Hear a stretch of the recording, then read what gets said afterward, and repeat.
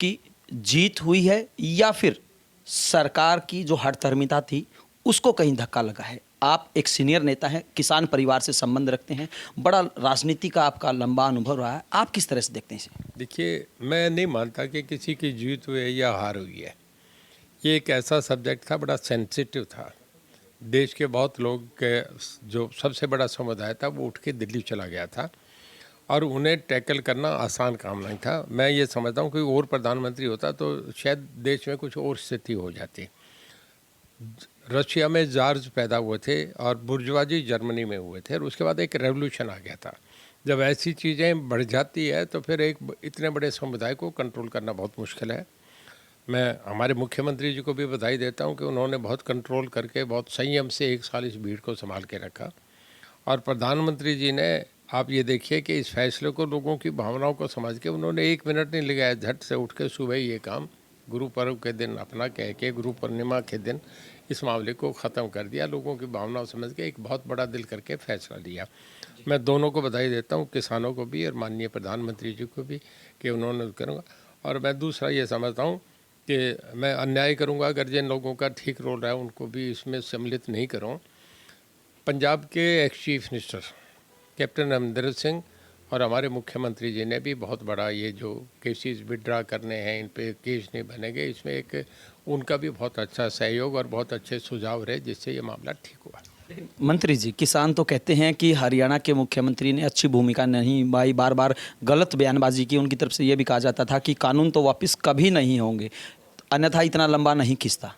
देखिए, हर चीज़ आपके समय और परिस्थितियों पे डिपेंड करता है। आपकी भूमिका क्या रहती है वो उस वक्त तय करना होता है। घर में बैठा आदमी जब प्यार में बैठा था, एक ही थाली में खाना होता है, तभी दूसरे मिनट में झगड़े भी हो जाते हैं। ये एक स्वाभाविक है कि आदमी जब जिस मंच पे होता है, आज जो दूसरे मंच पे होते हैं वो पहले वालों को गाली निकाल रहे हैं। देखिए, ये समय पे सब बातें होती है, आपको हर स्टेज पे अलग अलग फैसले लेने होते हैं। आपने भीड़ पे ये भी हुआ करनाल में कि जब भीड़ वो अनियंत्रित हो जा रही थी तो लाठीचार्ज भी उठना पड़ा। ये एक फैसले समय के अनुसार होते हैं, उस पर आप और हमसे उसमें कुछ नहीं होता, तो उस मौके के हालात देखे करे जाते। मंत्री जी, अगर हम हरियाणा की बात करें, विपक्ष की बात करें, तो भूपेंद्र सिंह हुड्डा अपना राग लाग रहे हैं और कांग्रेस के जो नेता है वो अपना राग लाप रहे हैं। किस तरह से देखते हैं आप? क्या अब विपक्ष नाम की कोई चीज़ नहीं? क्योंकि जिस प्रकार से युवाओं की बात आती है, उनके अधिकारों की बात आती है, तो कहीं ना कहीं गौण विपक्ष नजर आ रहा है। कांग्रेस 40 साल तक राज में रही, उस वक्त इंदिरा गांधी जैसी लीडरशिप थी। आज कांग्रेस में लीडरशिप नहीं है। बिना सेनापति के फौज की स्थिति खराब हो जाती है। एक हुड्डा नहीं है, आप गुलाम नबी आज़ाद को देखो, आप कपिल सिब्बल को देखो, आप आनंद शर्मा को देखो, हर आदमी आज सरकार के खिलाफ। जब सेंटर कमज़ोर हो जाता है तो फिर सूबेदार बगावत करने शुरू कर देते हैं। कांग्रेस की आज ये स्थिति है, हर जगह छोड़ के जा रहे हैं। इस कांग्रेस को आचार्य कृपलानी छोड़ के चले गए, जयप्रकाश नारायण छोड़ के गए, इस कांग्रेस को चाहे चरण सिंह छोड़ के गए, चाहे देवीलाल छोड़ के गए, चाहे बंसीलाल छोड़ के गए, चाहे भजनलाल छोड़ के गए। हर आदमी कांग्रेस में, जिसको वहाँ तो एक घर की राजनीति है। 10 जनपद में जो जाएगा, वो नटवर सिंह जी ने एक किताब में लिखा है कि they treat the members of the parliament and chief ministers as the servant of the family. तो वहाँ तो एक घर की हाजिरी है जो लगाए। देखिए, दूसरी पार्टीज में नेता आते हैं चले जाते हैं, वहाँ एक ही एक घर चल रहा है। बताओ, वंश पीढ़ी से ऐसे चला जाता है, तो आखिर ऐसे के खिलाफ बगावत होती है। चौधरी रणजीत सिंह चौटाला को क्या लगता है, जिस प्रकार से पंजाब में परिवर्तन हुआ है, नई पार्टी का गठन हुआ है, हरियाणा में भी ऐसा ही हो सकता है? भूपेंद्र सिंह हुड्डा नई पार्टी बना सकते हैं? मुझे तो बहुत दिन से ये लग रहा है कि भूपेंद्र हुड्डा कांग्रेस में नहीं रहेंगे। वो कांग्रेस से बाहर आ गए कि उन पे देखिए, कुछ नेता नहीं फैसला करता, नेता को भीड़ फैसला करवाती है।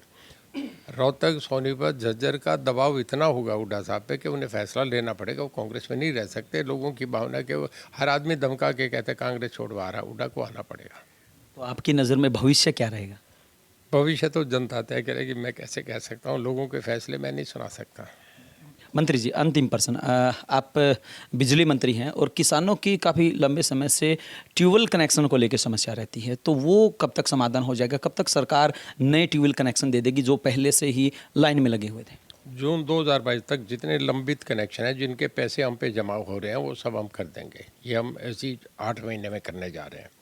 और इसके बाद जो नए कनेक्शन हम आएंगे, हम उसके लिए एक ऐसे फॉर्मूले पे आ रहे हैं कि लोग अपना पैसा जमा कराएं, हमारा एसडी और जेई मौके पे जाए, जाके देखे कि जो मोटर है वो आपकी जो अप्रूव्ड मोटर्स है, 3 स्टार मोटर है, वो लगे। उसके बाद वो किसान अपना लगाए, हम दबादब इसको चलाना चाह रहे हैं। हमारे मुख्यमंत्री जी की सोच ऐसी है कि किसानों को ज़्यादा से ज़्यादा फ़ायदा हो। और मैं तो अब ये भी कहूँगा कि हमारा अभी चीफ मिनिस्टर की मीटिंग में निर्मला सीतारमन ने भी जो हमारे मुख्यमंत्री जी को और हरियाणा गवर्नमेंट को बधाई दी है बिजली के मामले में, बहुत बड़ा कॉम्प्लीमेंट है। उसके लिए तो आप भी बधाई। नहीं, मैं तो बाद में हूँ, पहले हमारे मुख्यमंत्री और स्टेट वो बड़ी होती है, मैं तो बाद में एक छोटा पुर्जा हूँ, नीचे काम कर रहा हूँ। ये थे चौधरी रणजीत सिंह चौटाला, बिजली और जेल मंत्री, जिनका साफ तौर से कहना है कि हरियाणा सरकार निरंतर किसानों के साथ थी और अभी भी उनके साथ है, और आने वाले समय में जब कभी भी उनका आवश्यकता पड़ेगी तो वो हमेशा उनके साथ बने रहेंगे। इससे भी एक कदम आगे इनका ये भी साफ तौर से कहना है कि उन्हें नहीं लगता कि आने वाले समय में भूपेंद्र सिंह हुड्डा कांग्रेस पार्टी के अंदर शामिल होंगे, बल्कि वो कोई ना कोई दबाव के चलते नया संगठन जरूर बनाएंगे। वीडियो जर्नलिस्ट साहिल के साथ अजय लोहान, बिंदास हरियाणा।